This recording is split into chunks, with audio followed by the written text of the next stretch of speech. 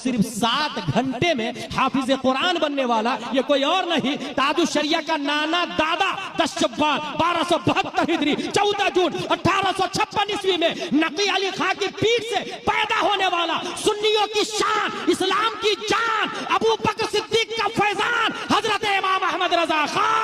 आप लोगों ने सुन लिया, इन भाई साहब ने कहा कि 7 घंटे में आला हजरत ने कुरान पाक हिफ्ज़ किया। ठीक है, ये 7 घंटे का कह रहे हैं, अगले वाले मौलवी साहब कितने घंटे का कह रहे हैं ये भी आप सुन लें। लेकिन सबसे पहले मैं ये बात वाज़े करना चाहता हूँ कि हम इस चीज़ के मुनकर नहीं हैं कि आला हज़रत जो है वो अल्लाह के वली नहीं थे, बल्कि बहुत बड़े अल्लाह के वली होंगे।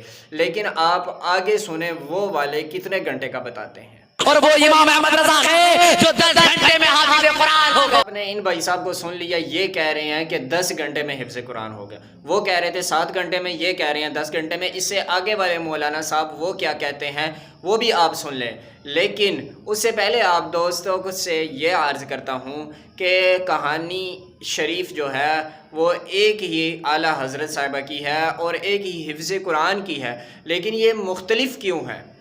चलें कोई बात नहीं, आप इससे आगे और लंबी भी सुन लें। कितनी देर होती है? Maximum half an hour. ईशा का वजू करें और ईशा की तैयारी और जमात खड़ी होने में आधा घंटा मैक्सिमम।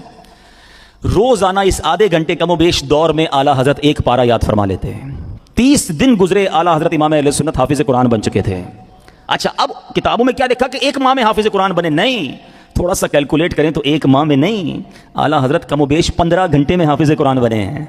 पढ़ा तो आधा घंटा ही है ना रोज का कमोबेश, तो इट मींस 15 घंटे कुरान का दौर किया और आप हाफिज कुरान। आपने इनको भी सुन लिया, पहले वाले 7 और दूसरे वाले 10 और ये जनाब जी 13 घंटे का कह रहे हैं। तो कोई बात नहीं, हम इससे आगे वाले का सुन लेते हैं। लेकिन सवाल यहाँ ये पैदा होता है, आप लोगों से मेरा ये सवाल है, अगर किसी के पास सही दलील सही इल्म के साथ अगर कोई बता सकता है तो वो लाजमी बता दे कि क्या 7 घंटे में हुए या 10 घंटे में हुए या 13 घंटे में हुए।